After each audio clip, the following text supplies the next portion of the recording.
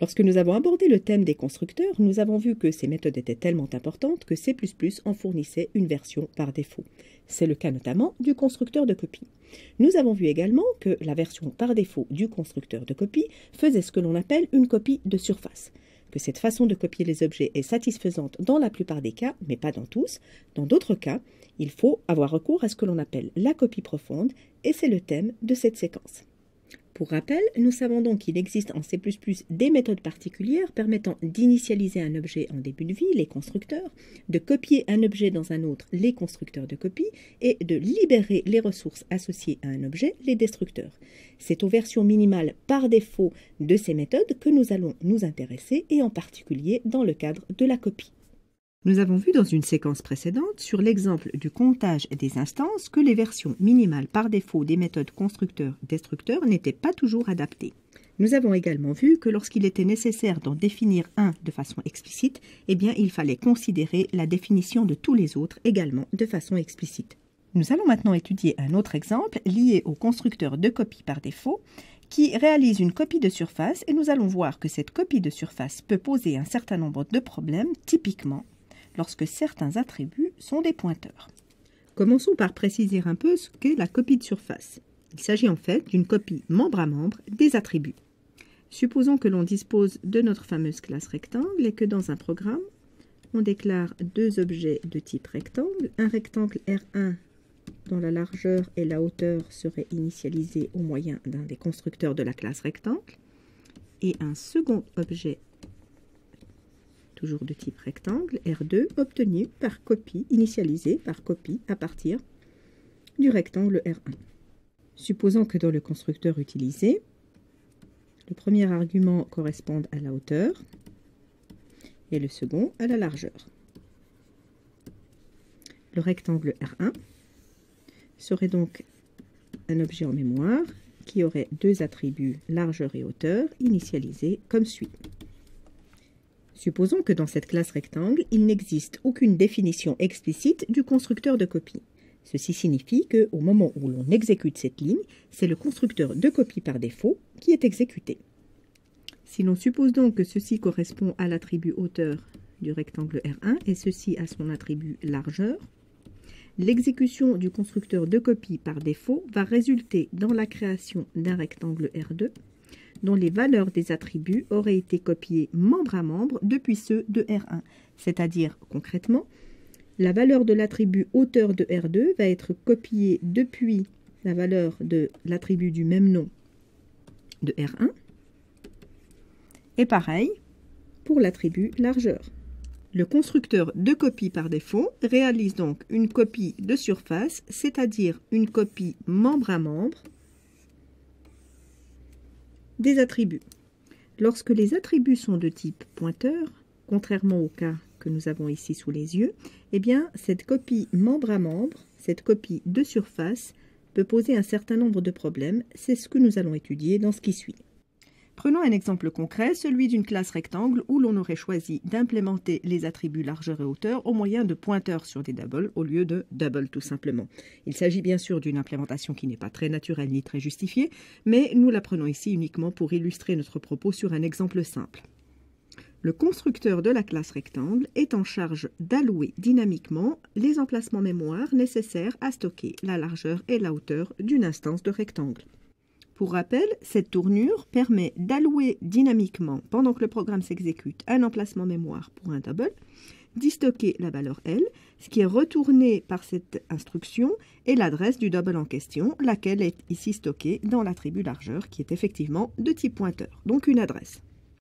En utilisant cette définition de la classe rectangle, il est donc possible, dans une autre portion de programme, de déclarer initialiser un rectangle, en utilisant le constructeur fourni, comme ceci. Le résultat d'une telle déclaration initialisation correspondra à la construction d'un objet en mémoire dont les deux champs largeur et hauteur sont des adresses vers deux doubles, représentant la largeur et la hauteur du rectangle. En C++, celui qui alloue a la responsabilité de désallouer. Ici, la classe rectangle prend la responsabilité d'allouer des emplacements mémoire au moment où l'on crée un rectangle, elle doit donc, lorsque cet objet cesse d'exister, désallouer les emplacements nécessaires, et ceci se fait bien évidemment au niveau du destructeur de la classe rectangle. Vous noterez enfin que dans cette définition de la classe rectangle, il y a une définition explicite du constructeur, également une définition explicite du destructeur, mais aucune définition explicite du constructeur de copie, ce qui signifie que c'est la version par défaut qui sera employée le cas échéant. Supposons maintenant qu'un programmeur souhaite utiliser la classe rectangle, et donc il définit une fonction afficher largeur qui prend en paramètre un rectangle et qui a pour but d'en afficher la largeur. Donc typiquement, il pourrait décider dans une portion de son programme de déclarer un objet de type rectangle qui serait construit au moyen du constructeur que l'on a présenté dans le transparent précédent, et puis d'invoquer la fonction afficher largeur sur ce rectangle pour en afficher la largeur. En mémoire, nous venons de le voir, l'objet R a l'allure suivante. Donc ces champs largeur et hauteur sont des adresses qui pointent vers deux emplacements mémoire contenant les valeurs de la largeur et de la hauteur. C'est ce qui est construit au terme de l'exécution de cette ligne. On souhaite ensuite faire afficher la largeur du rectangle ainsi construit. Et en fait, ici, on risque d'avoir de mauvaises surprises. On risque de se rendre compte que l'objet R n'est pas sorti indemne de cet affichage. Mais que s'est-il donc passé ici lors de l'exécution de la fonction afficher largeur qui se borne pourtant à afficher la largeur de notre rectangle? Si l'on examine l'entête de la fonction afficher largeur, on voit que le paramètre, le rectangle dont on veut faire afficher la valeur, est en fait passé par valeur. Ceci signifie concrètement que lorsque l'on exécute cette ligne de code, la valeur de R va être copiée dans TMP, puisqu'on a affaire à un passage par valeur, et le code de la fonction affiche s'exécute sur la copie TMP. Et qui est en charge de réaliser cette copie du rectangle R dans le rectangle TMP? Eh bien oui, c'est bien le constructeur de copie de la classe rectangle qui est en charge de réaliser cette copie. Celui-ci n'est pas défini explicitement, on vous le rappelle, ce qui veut dire que c'est le constructeur de copie par défaut qui est invoqué, lequel fait une copie de surface. Donc au moment de l'exécution de cette ligne de code, il va y avoir création d'un objet TMP créé par copie à partir de l'objet R au moyen du constructeur de copie par défaut. Ceci signifie que l'objet TMP aura cette allure. Le constructeur par défaut fait une copie membre à membre des valeurs des attributs. Donc supposons que le premier attribut contienne la valeur adresse 1 et le second adresse 2. Il y aura une copie membre à membre. Ce qui signifie concrètement que les deux champs de l'objet TMP pointent vers les mêmes zones mémoire que ceux de l'objet R. Le corps de la fonction afficher largeur peut s'exécuter sans problème. À partir de l'objet TMP, on peut accéder via le pointeur à la valeur du champ largeur qui est la même que celui du rectangle, et dans ce cas-là, l'affichage va correspondre à ce que l'on souhaite. C'est un petit peu plus loin que les choses vont commencer à se gâter.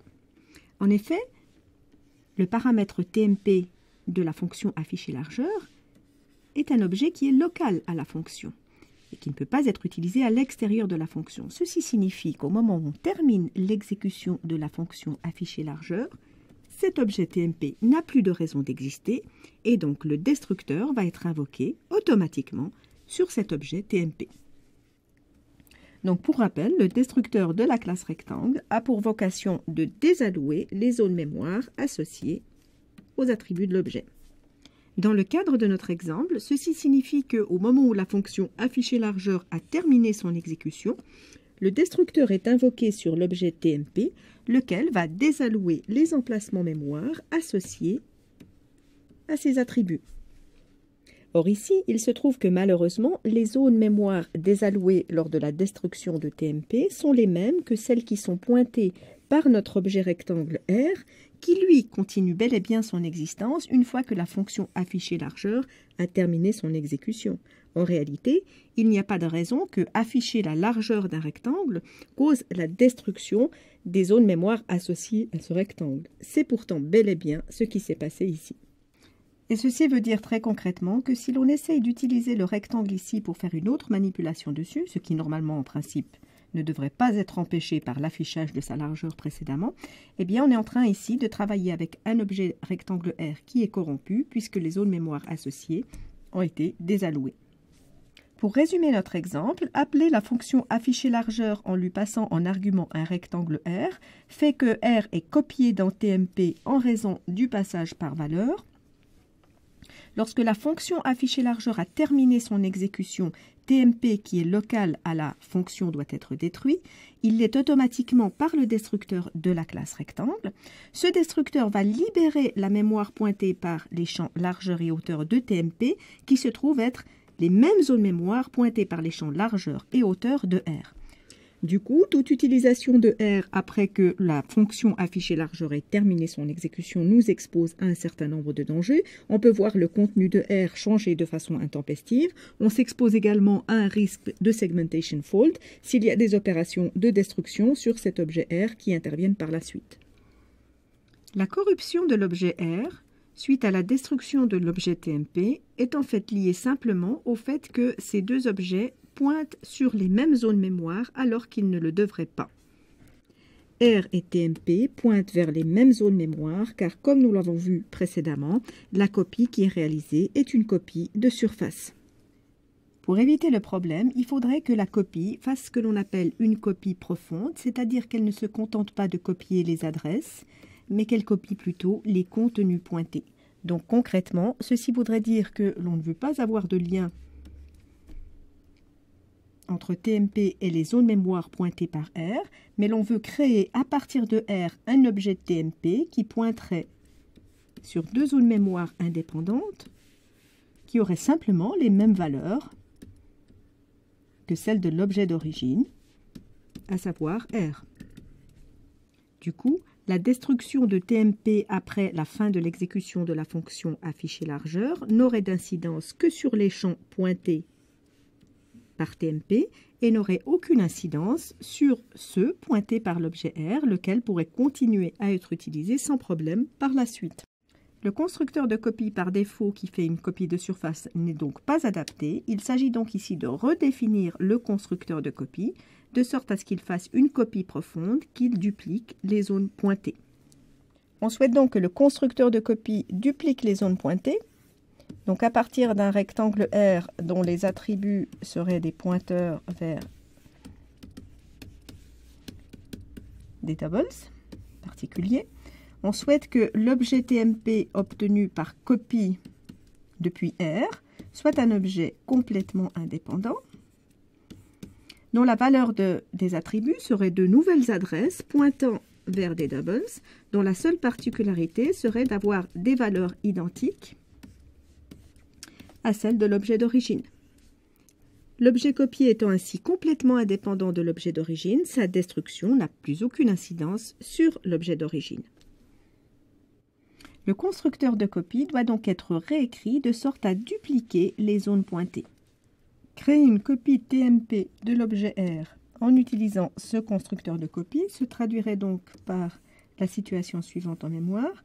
L'objet TMP aurait un champ largeur dont la valeur serait l'adresse d'un objet nouvellement alloué, donc une nouvelle adresse,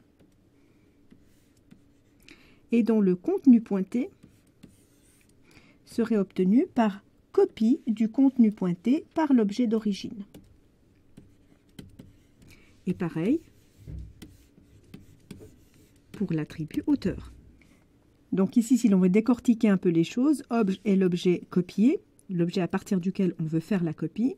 Cette notation, obj.largeur, va nous donner la valeur de cette adresse.